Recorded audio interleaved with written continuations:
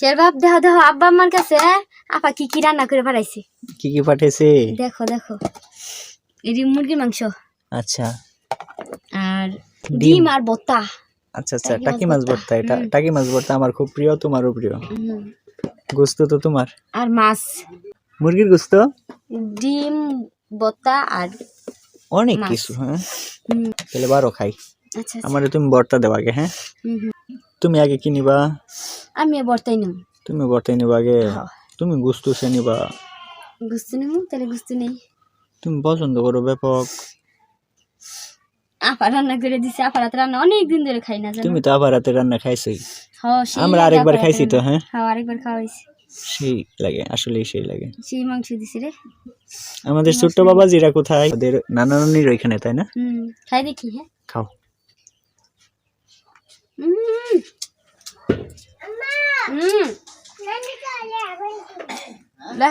Hello, তাহলে সে খাবা না ভাত? ভাত খাও, বাদ দাও বাদ দাও আব্বারে। আমার আব্বাটা দুর্বল হয়ে গেছে, অসুস্থ আমার আব্বাটা, কপ লাগছে। কি খাবা আব্বা? ভর্তা। ও, আব্বাও ভর্তা পছন্দ করছে। এটা কি মাছ ভর্তা?